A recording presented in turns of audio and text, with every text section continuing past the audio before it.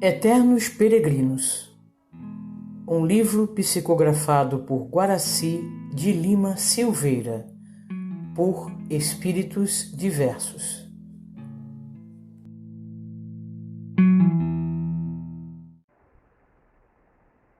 A herança. Queria muito saber o que estava acontecendo. Eu era criança, tinha só 8 anos. Crianças de 8 anos quase não participam das coisas dos adultos. Minha mãe até que conversava muito comigo.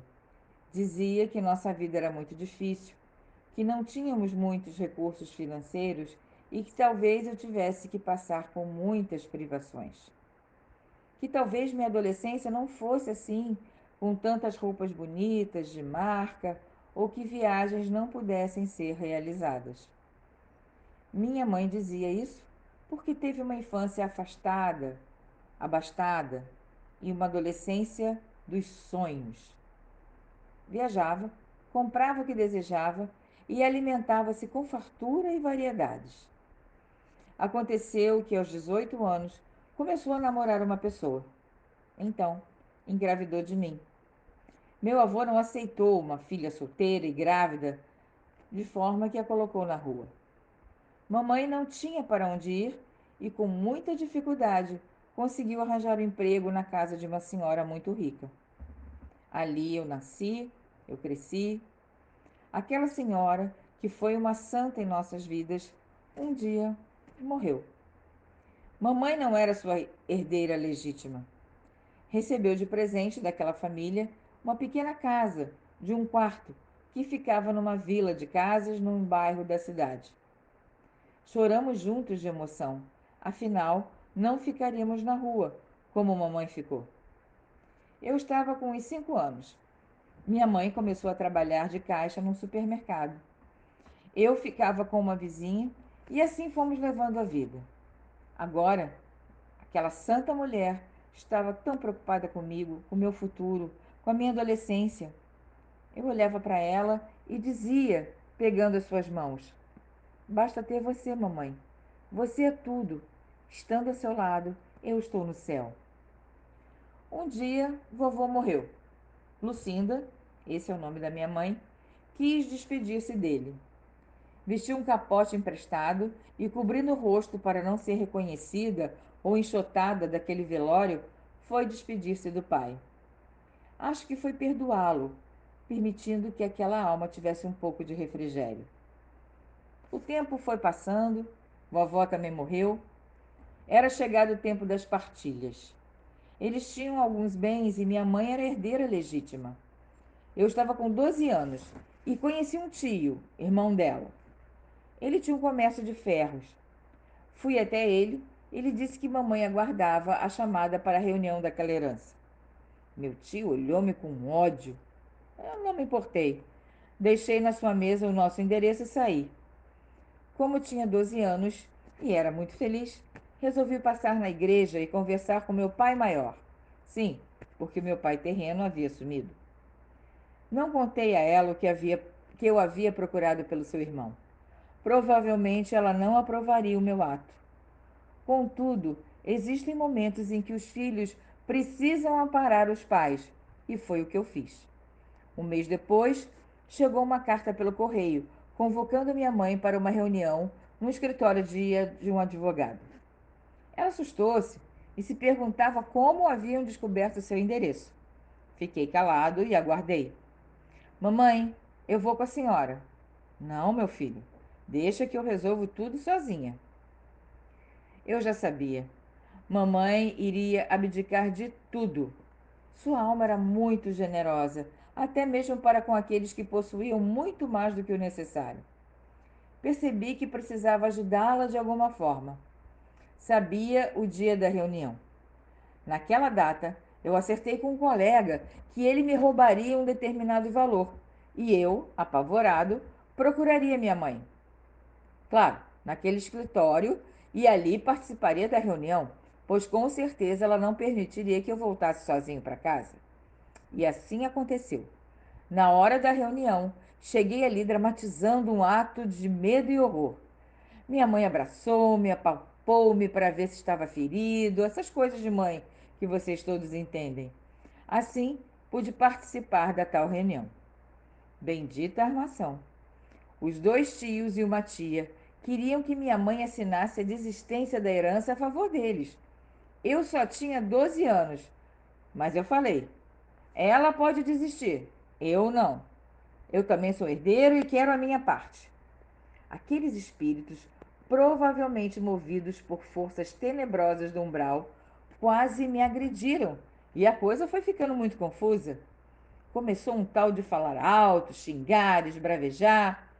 Eu olhava para minha mãe e ela permanecia em silêncio. Eu mantinha minha posição de herdeiro. Valia a pena aquela herança. Os velhos haviam deixado muito dinheiro na poupança e alguns imóveis.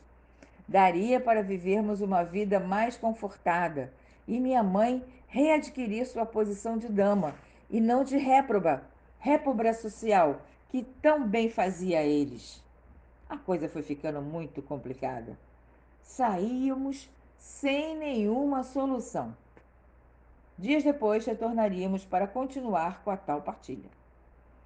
Por que existem espíritos tão belicosos e que tentam passar os outros para trás, cerceando-lhes os direitos? Por que não respeitam os direitos alheios? Por que tanta ganância por bens que de fato não lhes pertencem? Aquela guerra familiar começou a tomar vulto e um dia um homem estranho entrou no supermercado e comprou qualquer coisa barata. Ao aproximar-se do caixa em que mamãe trabalhava, disse-lhe, apontando uma arma escondida em seu paletó: abdica da herança, senão o seu pequeno guerreiro vai para o mundo dos mortos. Claro que ela desmaiou. Foi um tumulto no supermercado. A polícia foi chamada e o homem foi preso. Se ele tivesse saído dali, não teríamos mais paz. Aquele fato nos ajudou muito. A polícia quis saber a causa da ameaça e, em pouco tempo, meus tios estavam todos enrolados com a justiça. 2 anos depois, recebemos integralmente nossa parte naquela herança. Era uma tarde de domingo. Passeava com minha mãe. Já tinha 14 anos e pensava estudar na faculdade de Direito, quando chegasse meu tempo. Mamãe abraçou-me silenciosamente. Eu a conhecia. Sabia de todos os seus gestos, de todas as suas volúpias, seus arrobos e sua maneira de ser. Filho, precisamos conversar. Fala, mãe. Diga o que deseja. Você está disposto a lutar por uma vaga na faculdade pública? Por que está dizendo isso, mamãe? Com o que recebemos de aluguéis por mês, dá muito bem para pagar uma faculdade particular. Eu preferia assim. Filho, eu não quero a herança. Eu vou vender tudo e oferecer o dinheiro a uma obra de caridade. Mãe, o que você está dizendo? Confie em mim, meu filho. Você confia em mim? Bom, balbuciei um sim. E tempos depois, eu havia assinando papéis e recebendo enorme quantidade de dinheiro. Numa manhã de sábado, sua folga no supermercado, fomos até uma instituição conhecida da cidade e a vi entregar aquela pasta de cédulas. Com certeza, aquele presidente nunca havia visto tanto dinheiro, nem eu e talvez nem minha mãe. Sabe, quando somos filhos, devemos ser de verdade. Eu era apenas um adolescente e ela já estava com 32 anos e com alguma experiência. Certamente sabia o que estava fazendo. Um dia, eu estava com 40 anos.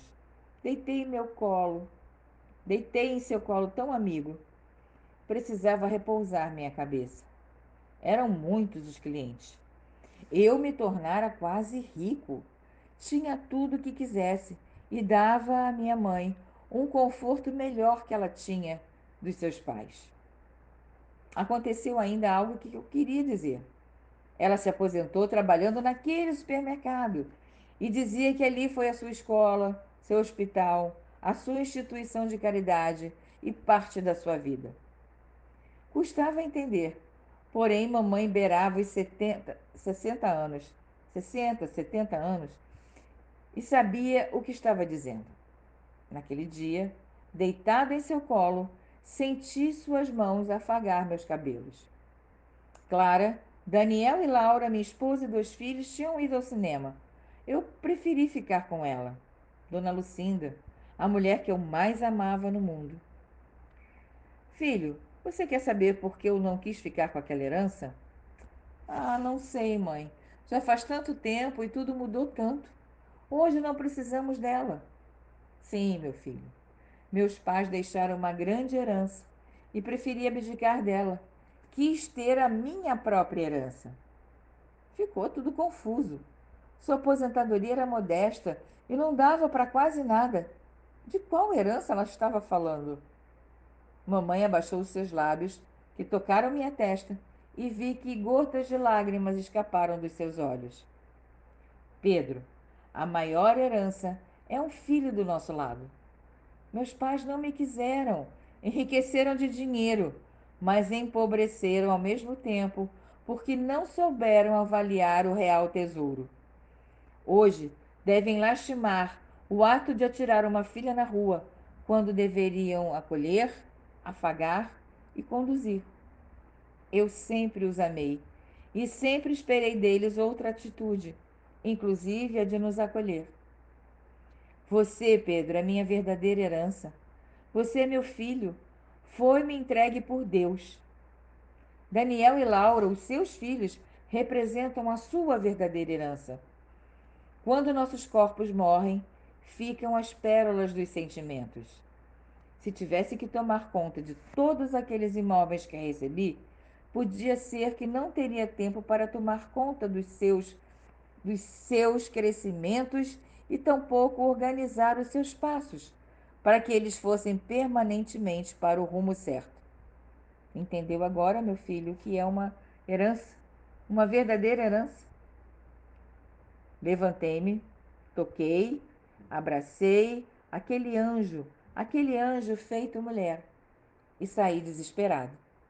Entrei no cinema, peguei Daniel e Laura e os afaguei como nunca. Eu, enfim, entendia que era muito rico, que recebera a maior herança que um homem pode sonhar.